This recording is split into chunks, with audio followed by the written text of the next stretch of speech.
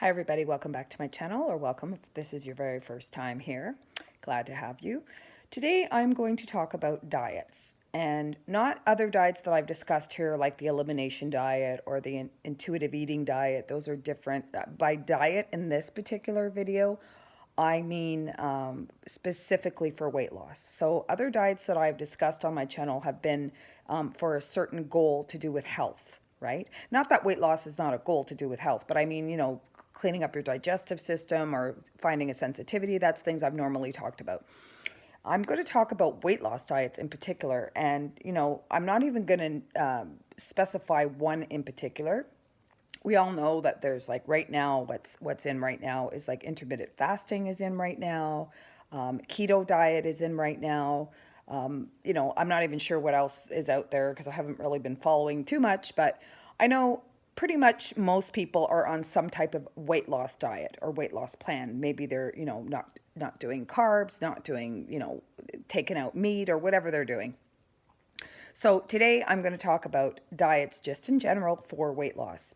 Now, let me start by saying there's a reason that the diet industry is a multi-billion-dollar industry. A lot of things that they do, a lot of tactics they use. This is all about money. Do not be mistaken for a second. It's not about money. So what they do is the media makes us feel bad about ourselves. The media makes us feel like, gives us images of all these unattainable bodies that, we're all individual, we're all different. I have nothing against anybody trying to be the best you possible, right? And I think that should be the focus, is the best you possible. Not your neighbor, not a celebrity, not trying to look like, be the best you that's possible. And get to a place where you're healthy, where you feel good, where you have energy to play with your children or your grandchildren or whatever the case is, your nieces and nephews, however old you are, it doesn't matter. So that's really should be the goal, is health, right? But I think everybody's focusing on a number. They're focusing on a scale, which is to go by the scale is actually ridiculous because that can fluctuate like crazy and could be so many other factors. I always say to people, if you're trying to gauge a weight loss, go by your genes because genes do not lie.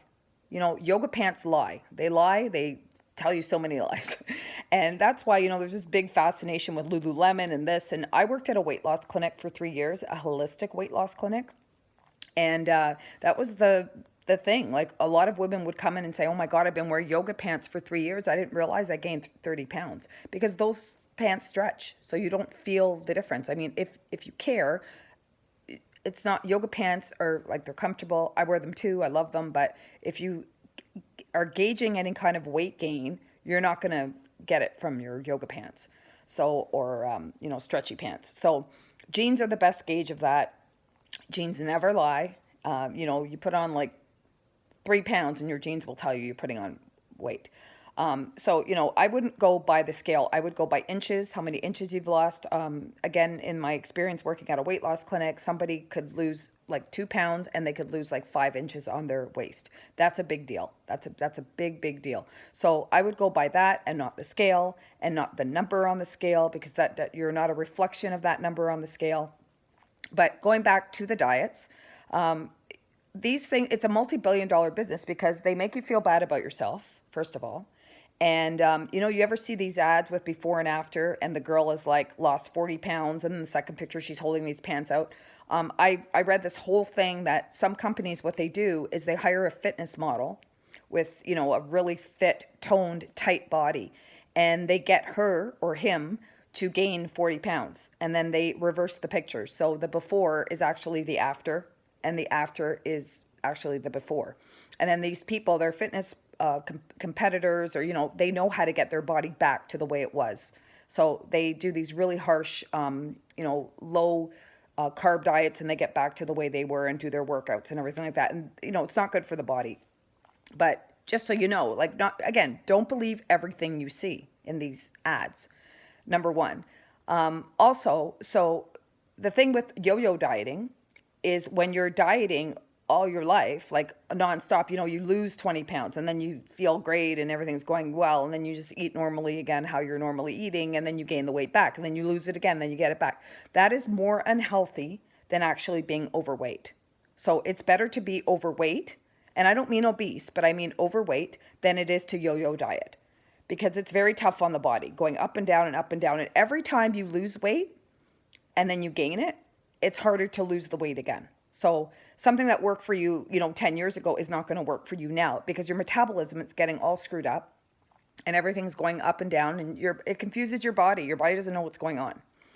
Another thing people do is they don't eat, or they eat one meal a day. And that's also not good for your metabolism. You're confusing your body. Your body thinks, you're somebody that's eating frequently, and then all of a sudden you're not. Your body goes into, protection mode and thinks, oh, is she starving? Why is she not eating? Like, I better hold on to all this, right? So that happens as well. And it doesn't happen to everybody, but it can happen. So you're just kind of screwing up your metabolism, you're screwing up your body, you're confusing it. So that's not going to help. So anyways, this multi-billion-dollar industry, I've had people say to me too, like, I've tried the Dr. X diet. I'm trying not to mention names here, but there's a few Dr. blank diets out there. So you can just insert any one of those because it'll fit this. But I've tried that thing. It works. And I'm like, no, it doesn't. And they say, yes, it does work. I've done it 3 times. Well, if you did it 3 times, it doesn't work. Like, if it worked, you wouldn't have to do it 3 times. You'd have to do it once, right? So a lot of these diets do not work. They don't work. They're unhealthy. A lot of them limit calories. They either limit calories like so low that it's like, I don't know how people function on such little food. And then they're irritated and they're angry and their blood sugar's dropping, and it's too much of an extreme and not sustainable for a long time. So it either does that, or a lot of them take up full food groups like carbs, for example. This drives me nuts, right? So anybody who takes out carbs from their diet, because carbs are sugar, they convert to sugar. Anybody who does this is going to lose weight, right? Anybody that does this is going to lose weight. The problem is that we do need some carbs in our lives, like for health, we do. And there are good quality carbohydrates. There are carbohydrates that are, that don't put on weight in our body, when eaten in moderate amounts, and that are good for us. Like, there's whole grains that are really, really good for us, health-wise. And people are just generally people that take carbs out of their diets, though, we're not really eating a lot of whole grains to begin with. So they may not even know the difference. But people are taking full carbs right out of their diets. And this is going to work. It's going to work because the body is going to go into other stores for energy, like fat stores for energy, and it's going to work. But it's not sustainable long term. It's not healthy. And I find every single time these people will lose, for example, they might lose 50 pounds. And then when they resume normal eating, they will gain not just the 50, but like 80 pounds. They'll gain like 30 pounds more than what they lost. And that's like a little extreme, but I've known people that this has happened to. So those are not sustainable. So just remember, these diets want your money. They want you to feel bad about yourself. And these are quick fixes. Quick fixes do not work. I cannot stress this enough. Anything that's too good to be true is too good to be true. You're going to feel like crap. You're not going to be healthy. You might feel great for the first little while, and then you're just going to crash. Your energy's going to crash. Your moods are going to change. You're not going to look healthy either. I mean, you see people that lose weight in a healthier way, and they look great. And then you see people that have lost a lot of weight, and they really don't look great at all. So you can really see it. So I always say to people, it's slow and steady wins the race. It's not a race to lose weight. You don't lose weight because you want to fit into a dress for a wedding, like a short-term thing. Like, no, you don't do that. So you're going to fail. I'm just going to tell you right now, you're going to fail. You might look great at the wedding, and then after that, it's not. You're going to get sick of eating the same food all the time. You're going to get, you shouldn't be again, it's an obsessive behavior as well, like counting calories, counting carbs. Like, wouldn't you rather be doing something else, like taking your dog for a walk, or I don't know, watching a movie, or, I don't know, anything else than doing that, right? It's really mundane, and it's really can lead to obsessive behavior. It can lead to eating disorders. It can lead to so many problems and being unhealthy. It causes a lot of health issues when you omit certain foods from your diet. Unless, of course, you're doing that because you have a sensitivity or there's another health issue there that you've been advised to remove these foods from your diet.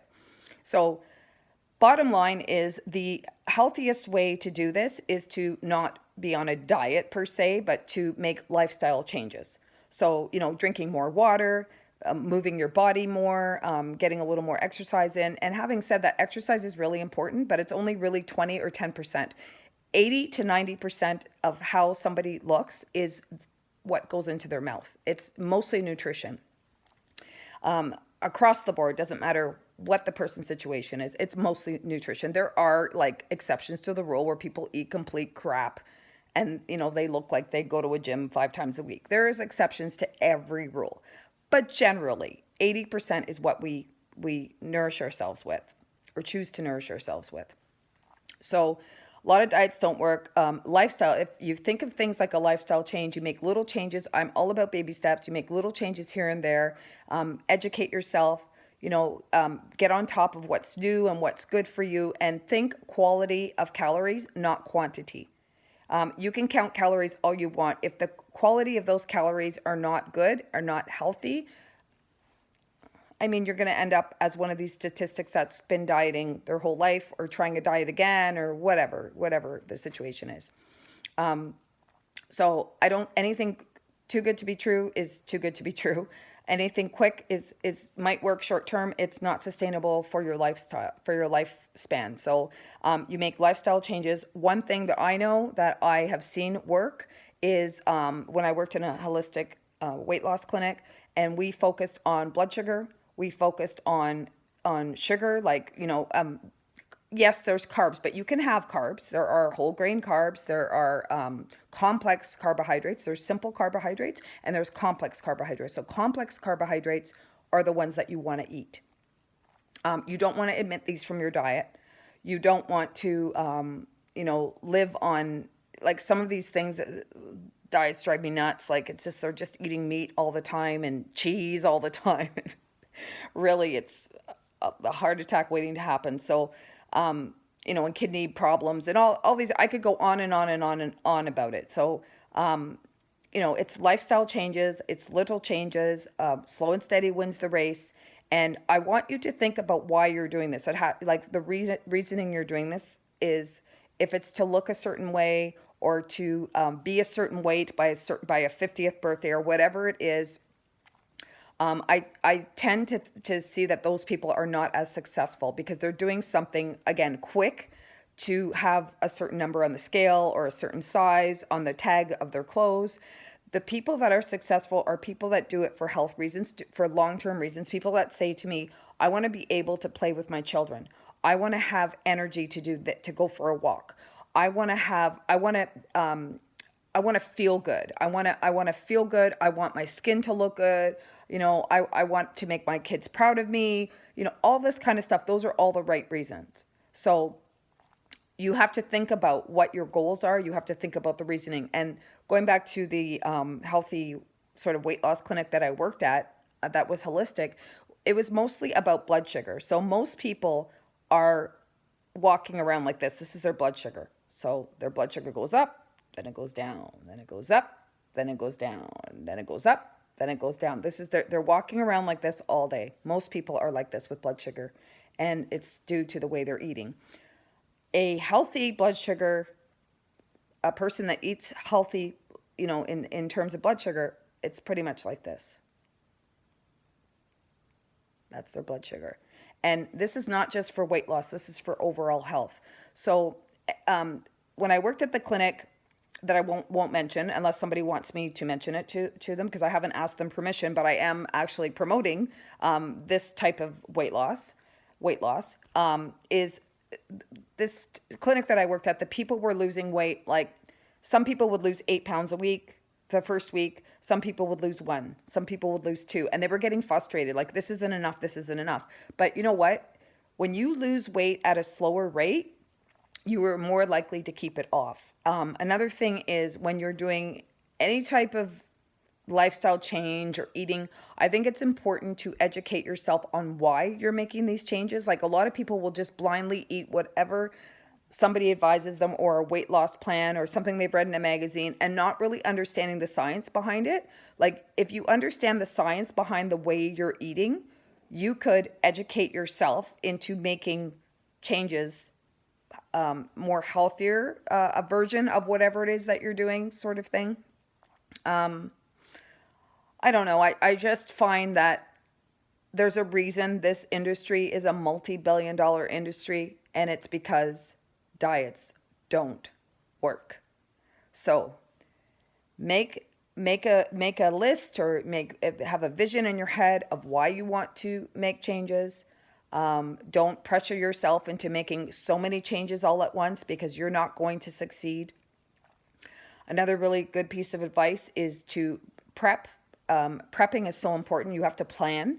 You have to plan ahead. You have to plan your meals. You have to plan your snacks. If weight loss is a goal of yours, and healthy eating is a goal of yours, old saying, if you fail to plan, you plan to fail.